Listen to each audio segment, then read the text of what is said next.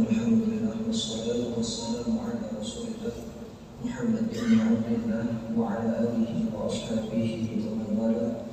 Allahumma la sahla illa ma ja'alahu sahla wa anta taj'alul hazna idza syi'ta sahla. Allahumma sahhil umurana wa sahhil umur auladana wa sahhil umur jami'il muslimin.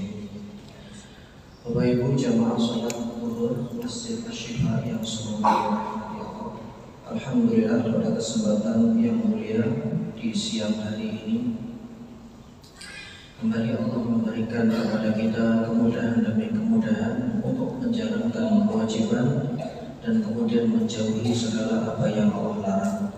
Tujuannya adalah agar kita menjadi hamba yang soleh, baik kepada hubungannya kepada Rabb kita Jalla Jalaluhu, karena kebaikan dan ibadah yang kita lakukan itu membangun spiritual kita. Spiritual yang terbangun, maka akan terlahir orang-orang yang baik, orang-orang yang beradab dan berakhlak. Karena ruh kekuatan dari itu semua bermuara pada hati. Maka barang siapa yang hatinya kuat, barang siapa yang hubungannya dengan Allah dijaga, sehingga dari hubungan yang dijaga ini menyebabkan kuatnya hati, maka akan lahirlah akhlak yang baik, akan lahirlah budi pekerti yang baik. Salawat teriring salam semoga tercurah kepada junjungan kita Rasulullah Muhammad SAW, pada keluarga beliau, para sahabatnya dan umat beliau yang tetap berpegang kepada agama ini sampai di hari yang berakhir. Bapak Ibu jamaah salat zuhur yang semoga dirahmati Allah, kita melanjutkan kajian kitab Riyadhus Shalihin. Dan kita sampai pada bab al-amru bi ada'il amanah, perintah untuk menjalankan dan menjaga amanah yang telah dibebankan Allah Subhanahu wa taala kepada kita.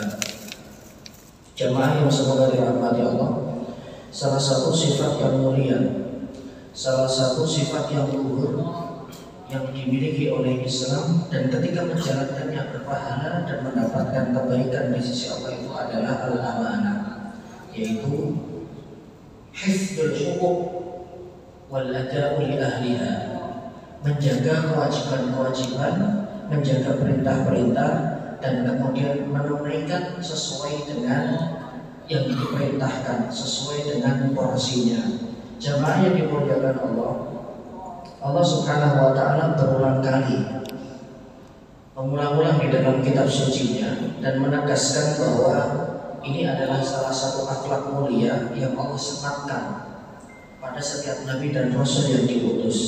Karena tidaklah seorang nabi dan rasul diutus pasti nabi ini diberikan oleh Allah, dititipkan kepadanya sifat amanah. Karena sifat amanah ini ketika menghiasi pada diri seseorang akan menjadi indah dan dia akan memiliki value, nilai di sisi Allah Subhanahu wa taala. Jamaah, amanah ini luas cakupannya. Amanah ini bukan hanya sekadar seseorang menitipkan barang kemudian barang itu harus dijaga, tidak. Amanah itu sekupnya tidak sesempit yang kira-kira bahwa siapapun yang diberikan amanah untuk menjalankan sesuatu atau amanah dalam posisi tertentu, entah itu dia sebagai karyawan, kemudian dia harus menjalankannya. Memang ini bagian dari amanah. Tapi selain ini ada pembahasan dan cakupan amanah yang lebih luas dari itu semua. Salah satunya yang Allah Subhanahu wa taala berikan di dalam Al-Qur'an ketika Allah menceritakan mengenai Nabi Musa alaihissalam. Qalat ihdahunna di dalam surah Al-Qasas ayat yang ke-28. A'udzubillahi minasyaitonir rajim. Qalat ihdahunna, salah satu di antara dua wanita yang ditemui oleh Nabi Musa alaihissalam ketika beliau berada di negeri Madian. Mereka berkumpul untuk mengambil air di sebuah sumur. Kemudian di sanalah Nabi Musa bertemu dengannya dan kemudian membantu mengambilkan, karena Nabi Musa itu secara fisik diberikan oleh Allah fisik yang cukup kekar badannya, cukup besar badannya sehingga mampu kalau hanya sekadar nimba air itu buat beliau mudah sekali. Kedua wanita ini salah satunya mengatakan, ya abatistajilhu. Setelah beliau membantu mengambilkan air kepada kedua wanita ini dan beberapa warga yang sedang mengantri yang lainnya, dia pulang. Kemudian dia ceritakan kepada ayahnya yang kemudian diketahui bernama Syuaib. Ada dua pendapat. Syuaib di sini adalah seorang nabi. Pendapat yang lain mengatakan beliau bukan nabi, tapi seorang yang soleh di tempatnya, di masanya. Wanita ini mengatakan, ya abatistajilhu, wahai ayah, sewalah dia untuk mengerjakan pekerjaan kebun kami. Anna khairu man istajarta, karena orang ini yang akan disewa dan dipekerjakan itu memiliki sifat al-qawiyyu, dia secara fisik itu kuat, al-aminu, secara akhlak, secara adab dia mampu menjaga amanah yang diberikan kepada dirinya. Nah, ayat ini lebih spesifik berbicara mengenai amanah yang merupakan pekerjaan dan kemudian merupakan tugas. Karena di dalam Al-Quran kata amanah itu diulang dalam beberapa konteks dan dalam beberapa kalimat yang secara makna itu memiliki cakupannya sendiri-sendiri. Contohnya adalah ayat yang lain ketika Allah Subhanahu wa taala menceritakan mengenai Nabi Yusuf alaihissalam. Pada saat itu beliau di Mesir, ya, setelah wilayah tempat beliau lahir, wilayah Syam itu kemudian terjadi pacak dan terjadi musim kemarau yang panjang, yang sebelumnya beliau lebih dulu direkayasa untuk dibuang di sumur. Kemudian ya, itu ceritanya bisa ditemukan di dalam surah Yusuf secara lengkapnya, sampai kemudian Allah menceritakan qala al-maliku tuni bihi astaghfiru li nafsi falamma qallam qala innaka al-yawma ladaina makinun amin. Ya. Amin di sini adalah beliau kemudian diberikan amanah untuk menjaga perbendaharaan, artinya sebagai bendahara umum atau sejenisnya untuk mengelola sebuah negeri yang pada saat itu tempat tinggal beliau adalah negeri Mesir. Kemudian di dalam ayat yang lain Allah berfirman, inna aradnal amanata 'ala samawati wal ardh. Lagi-lagi kata amanah ini diulang oleh Allah Subhanahu wa taala.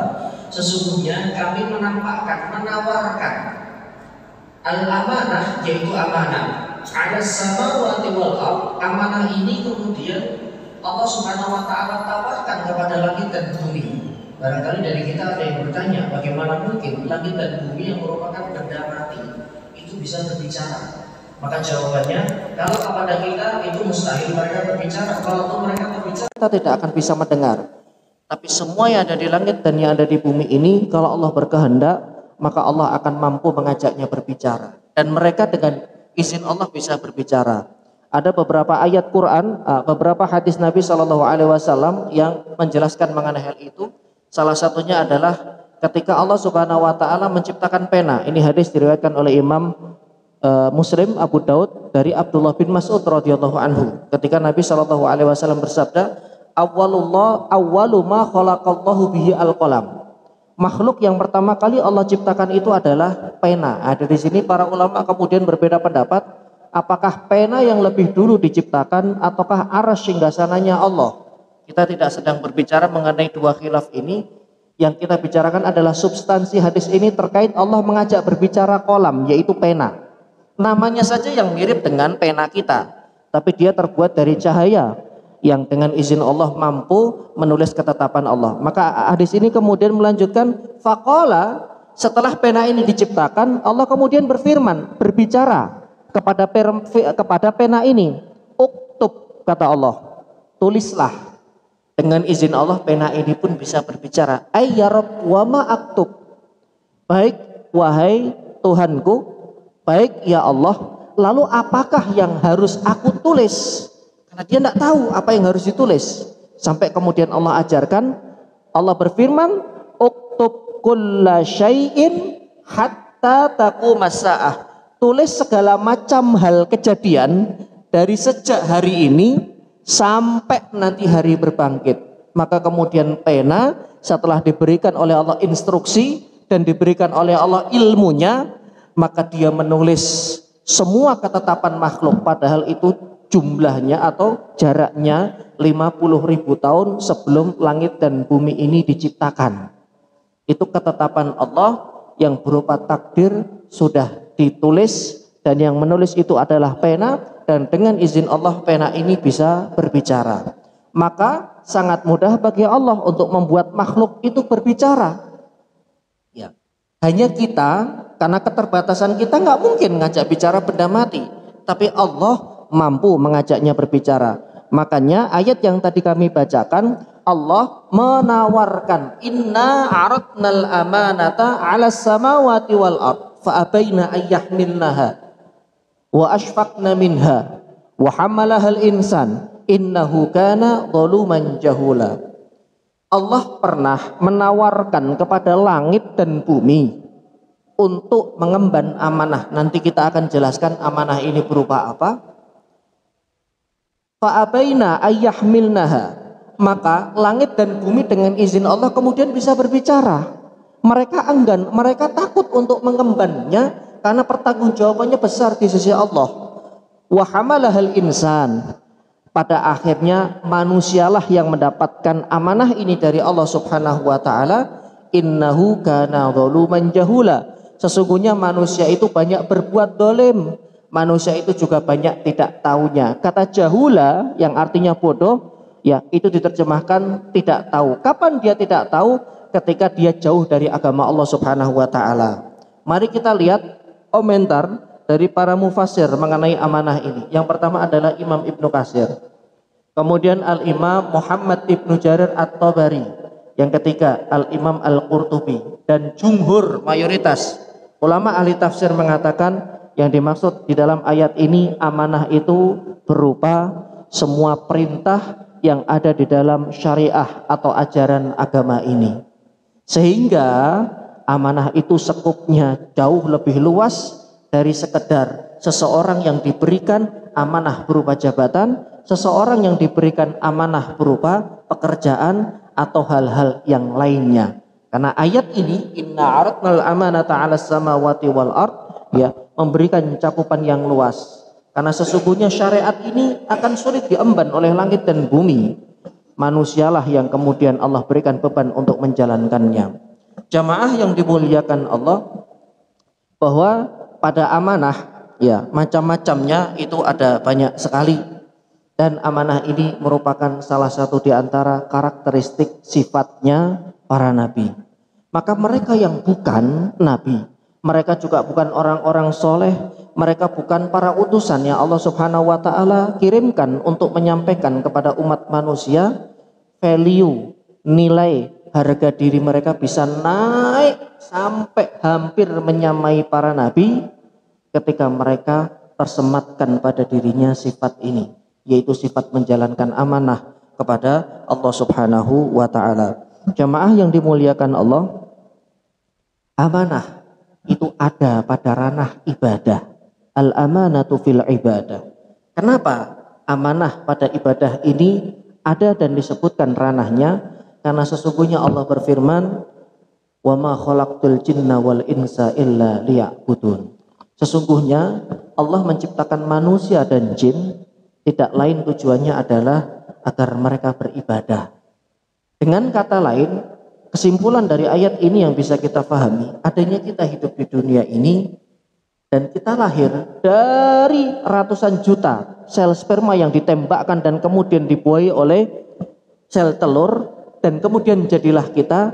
Maka begitu kita lahir di muka bumi, kita tumbuh menjadi seorang anak manusia yang baligh, telah sampai padanya umur, sehingga kemudian dia mendapatkan kewajiban amanah dari Allah, yaitu menjalankan perintah yang berupa ranahnya adalah ranah ibadah. Maka sholat itu jamaah, sholat itu perintah. Di satu sisi sholat itu adalah amanah yang Allah titipkan kepada kita. Kemudian baca Quran itu adalah ibadah. Di satu sisi baca Quran ini Allah titipkan kepada kita. Apakah kitab suci yang Allah sudah turunkan kepada nabinya itu dijaga oleh umat ini dengan dibaca, kemudian difahami artinya, kemudian dijalankan perintahnya, ini menjadi bagian dari sekup amanah. Sehingga semua kewajiban, baik dari rukun Islam, baik dari kewajiban-kewajiban yang lain di luar daripada rukun Islam, Ini semuanya adalah amanah yang kelak akan dipintain oleh Allah Subhanahu wa taala, pertanggungjawabannya di hadapan Allah Subhanahu wa taala. Terkadang pada seseorang itu satu amanah dia jalankan dengan baik dan sempurna, tapi pada poin atau amanah yang lainnya dia kurang mampu menjalankannya. Hal ini terjadi karena memang manusia diciptakan oleh Allah bukan sebagai makhluk yang sempurna.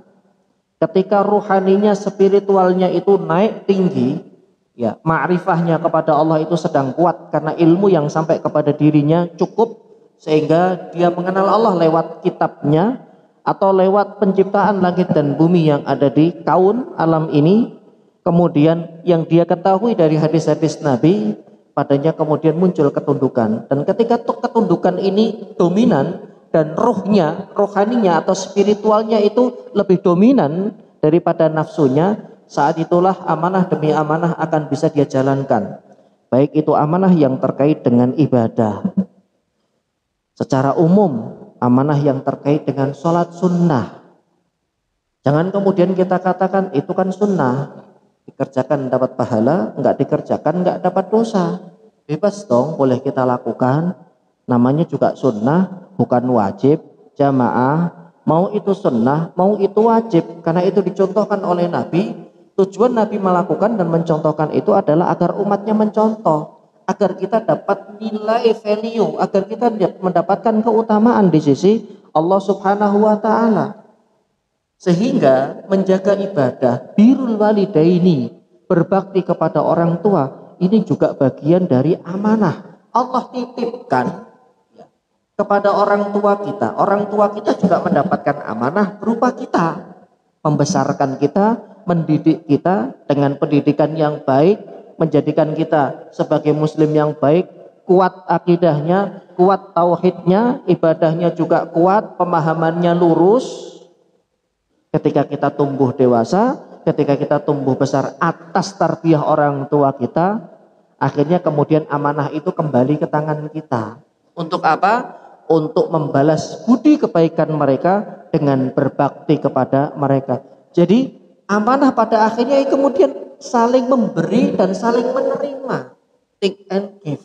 Kita menunaikan amanah kepada yang diamanahi, kemudian tumbuh besar anak ini, kemudian anak ini diberikan oleh Allah Subhanahu wa taala tugas, kepercayaan untuk merawat orang tuanya. Kemudian ranah amanah yang lain adalah fi hifdil jawarih. Allah memberikan amanah kepercayaan kepada kita. Karena amanah itu artinya hifdul hukuk, menjaga kewajiban, menjaga sesuatu yang sudah dititipkan.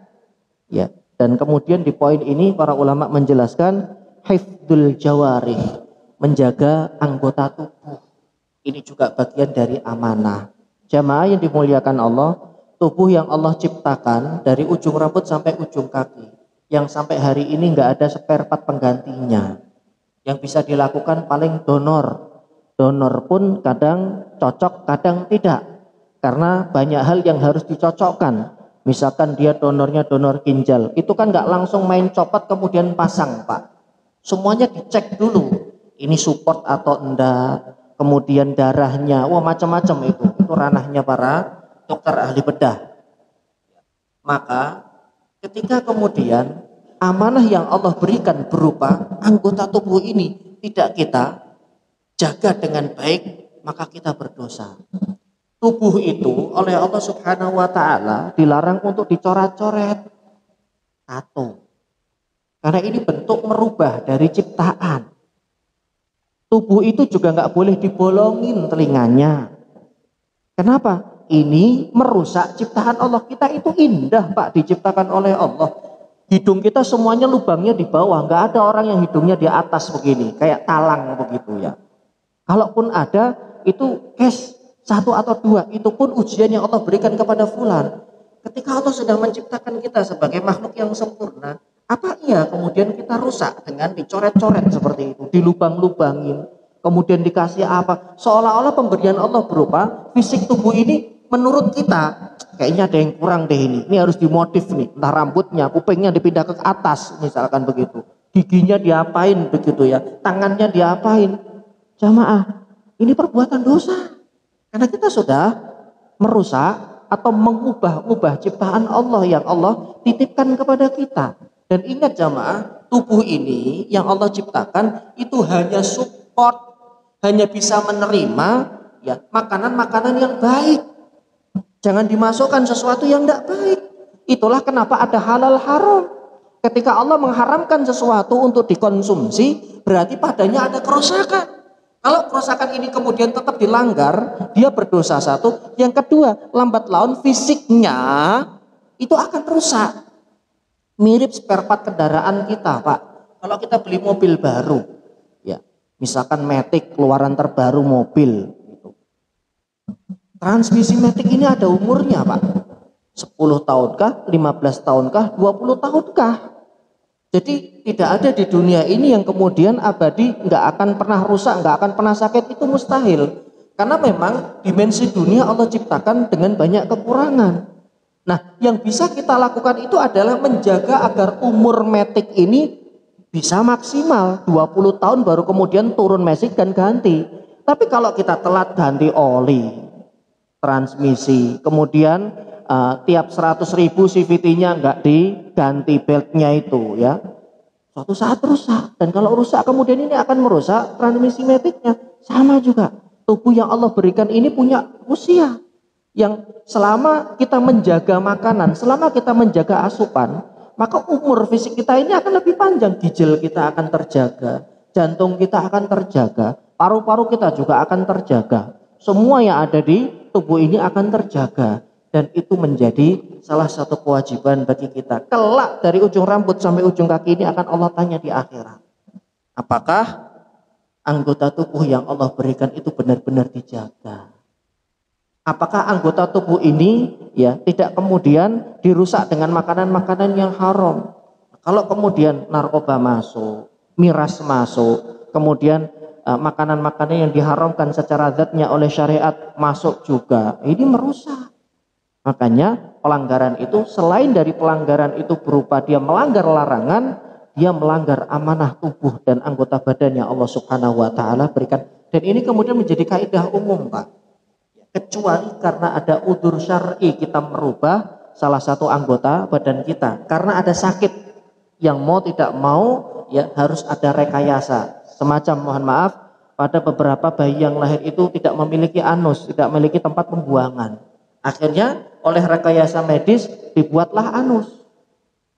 Karena memang harus ada yang dikeluarkan. Beda nanti di surga. Dunia itu sesuatu yang dimakan, sesuatu yang masuk itu harus dikeluarkan. Karena ini bagian dari metabolisme, entah berupa keringat, entah berupa mohon maaf air kencing, atau mohon maaf berupa BAB. Tapi nanti di surga nggak ada air kencing, nggak ada BAB, nggak ada ingus dan lain-lain, nggak ada. Loh kenapa demikian? Dimensinya sudah berbeda. Tubuh yang Allah ciptakan di dunia ini berbeda kualitasnya dengan besok tubuh yang ada di surga ketika kita dibangkitkan oleh Allah kembali.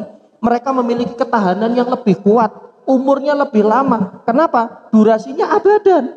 Durasinya adalah abadi, Pak. Jadi spare part yang ada di tubuh kita nanti ketika di surga nggak akan pernah rusak. Nggak ada orang kena ginjal di surga. Dan memang nggak ada rumah sakit di surga. Nggak ada orang yang kena paru-paru. Nggak ada orang yang kena serangan jantung, diabetes. Semuanya itu dihilangkan oleh Allah. Dan tubuh kita ini support dengan apapun makanan-makanan. Kenapa? Dimensinya berbeda. Maka sabar itu menjadi kunci. Kenapa yang enak-enak itu kok dilarang? Kenapa yang kemudian mendatangkan syahwat itu dilarang? Karena padanya ada mafsadat, padanya ada kerusakan. Dari sinilah kemudian jamaah yang semoga dirahmati Allah, ya, kewajiban kita sebagai umat manusia, sebagai hamba Allah adalah menjaga tubuh kita, karena ini adalah pemberian dari Allah. Jangan kita rusak, jangan dilubangin. Ya, kalau tubuh kita itu nggak support dengan makanan-makanan tertentu karena kita punya penyakit, ya kita nggak boleh, Pak. Makanan itu mungkin halal, daging kambing misalkan, atau yang lain gitu. Tapi kemudian menimbulkan madharat ketika dimakan, itu menimbulkan madharat dari segi kesehatan. Maka itu bisa menjadi tidak thayyib. Halal iya, tapi tidak thayyib. Makanya tidak boleh dikonsumsi karena memang ada pantangannya. Ini juga bagian dari hifdzul jawarih. Sesuatu yang merusak tubuh dipaksakan untuk dikonsumsi, dipaksakan untuk dimakan, saat itu kita sedang berbuat dolim, dan saat itu kita sedang berbuat tidak amanah atau khianat dengan yang Allah Subhanahu wa taala titipkan kepada kita berupa anggota tubuh ini. Kemudian amanat yang berikutnya al-amanatu fi hifdzil wada'i', yaitu menjaga amanat ketika dititipi suatu barang. Nah, ini dalam komunikasi, dalam percakapan sehari-hari kita itu lebih banyak pembicaraannya mengenai titipan dan titipan. Ada orang pinjam motor, ada orang pinjam mobil, pesannya hati-hati ya, dijaga, ini amanah. Tapi ini bagian kecil dari amanah lain yang justru sekupnya lebih lebar dan lebih luas, yaitu amanah untuk menjaga anggota tubuh, amanah untuk menjaga ibadah yang sudah diwajibkan oleh Allah Subhanahu wa taala. Yang berikutnya adalah al-amanatu fi hifdzil amal. Allah juga menetapkan, memesankan kepada kita, berpesan agar kita itu pandai dan bisa dipercaya untuk menjaga amal soleh yang sudah kita bangun selama bertahun-tahun. Dari mulai perkara-perkara sunnah, dari mulai perkara-perkara wajib, sesuatu yang Allah Subhanahu wa taala bebankan kepada kita, yang Allah perintahkan kepada kita, sudah pernah dikerjakan, bersabarlah untuk tetap dalam kebaikan ini. Bersabarlah untuk terus mengulangnya. Allah tidak akan pernah bosan kita cuma melakukan satu bentuk kebaikan saja. Dari dulu sholat duha 2 rakaat, terus udah 20 tahun, nggak nambah-nambah. Sampai kita sendiri bosan jamaah. 2 rakaat lagi, 2 rakaat. Tapi Allah nggak pernah bosan. Lakukanlah kebaikan, berapapun itu, sekecil apapun. Sampai kalian bosan, tapi Allah tidak akan pernah bosan dengan kebaikan hambanya. Dan itulah salah satu bentuk dari istiqomah. Ya, salah satu bentuk dari istiqomah itu sesungguhnya adalah hifdzul amal, al-amanatu fil amal, yaitu seseorang yang menjaga kebaikan yang sudah dia bangun selama bertahun-tahun. Sampai kapan? Sampai dia berpulang dengan kepada Rabbnya Jalla Jalaluh. Kemudian al-amanatu fil kalam, yaitu menjaga amanah dalam ucapan. Maksudnya setiap yang diucap itu dipertanggungjawabkan jamaah. Tidak semua yang kita dengar kita ucap. Diam itu emas. Lebih baik kita diam daripada kemudian kita berbicara dan kemudian menyakiti orang. Berapa banyak masyarakat yang tadinya hidup rukun, hidup baik, hidup dalam keadaan nyaman, karena ulah beberapa orang yang tidak amanah menjaga lisannya. Semua yang dia dengar dia ucap, sehingga kemudian antar tetangga saling cekcok, sehingga kemudian antar RT saling ribut, bahkan antar sekolahan terjadi tawuran sampai adanya korban jiwa. Naudzubillah. Ini disebabkan karena lisan yang tidak amanah. Allah menitipkan lisan agar kita bisa menjaga kapan dia bicara dan kapan dia diam. Orang yang lebih banyak diamnya daripada banyak bicaranya, maka dia akan selamat. Nah, hari ini lisan sudah fungsinya atau perannya sudah tergantikan. Tergantikan dengan apa? Tergantikan dengan jari jemari di sosial media. Pengganti lisan adalah jari. Maka semakin jari ini banyak mengetik, semakin jari ini banyak komentari sesuatu yang tidak penting atau sesuatu yang ya mungkin tidak ada manfaatnya sama sekali, akan semakin banyak keributan, akan semakin banyak kegaduhan. Maka baik lisan maupun hati, maupun tangan, maupun jari jemari, konteksnya adalah kehidupan di sosial media, dunia maya yang kita sama sekali tidak saling kenal dengan orang-orang yang ada di dunia maya tersebut. Ini juga perlu dijaga agar hal-hal yang tidak diinginkan kemudian tidak muncul. Karena muara dari kemaksiatan itu adalah lisan. Muara kemaksiatan itu adalah jari jemari ketika kita tidak bijak, ketika kita tidak tahu kapan harus berbicara dan kapan harus diam, sehingga ini akan menimbulkan satu permasalahan besar. Makanya setelah mengurai itu semua, Nabi SAW bersabda dalam hadis sahih yang diriwayatkan oleh Imam Al-Bukhari, ayatul munafiki thalathun, tanda-tanda kemunafikan pada seseorang itu ada 3. Idza haddatsa kadzdzaba, kalau dia berbicara suka berdusta. Wa idza wa'ada akhlafa, kalau dia berjanji suka mengingkari. Wa idza tumina khana, apabila dia dipercaya kemudian dia berkhianat. Jamaah yang dimuliakan Allah, termasuk khana, termasuk berkhianat adalah mereka yang tidak bisa menjaga kewajiban berupa ibadah. Karena ibadah ini merupakan amanah dari Allah Subhanahu wa taala. Jadi sekupnya bukan hanya pada pekerjaan saja, Dengan kata lain, kehidupan kita 1 kali 24 jam itu sesungguhnya isinya adalah amanah dari Allah. Makanya karena ini amanah, setiap sesuatu yang diamanahkan itu pasti ada laporannya. Ya, perusahaan punya karyawan, setiap bulan ngasih gaji kepada karyawannya, itu ada laporannya di akhir bulan.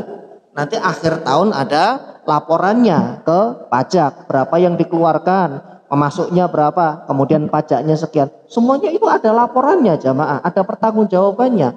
Semua kehidupan kita dari sejak kita balik itu adalah amanah untuk kita jaga, baik dari sisi ibadahnya, dari sisi ucapannya, kemudian dari sisi perkara-perkara yang diperintahkan oleh Allah, dan inilah nanti akan diminta pertanggungjawaban oleh Allah Subhanahu wa ta'ala. Mereka yang menjalankan amanah ini, amanah berupa ibadah, amanah berupa anggota badan, amanah berupa perkataan, amanah berupa amal, mereka yang maksimal menjaganya, maka hisabnya relatif lebih ringan.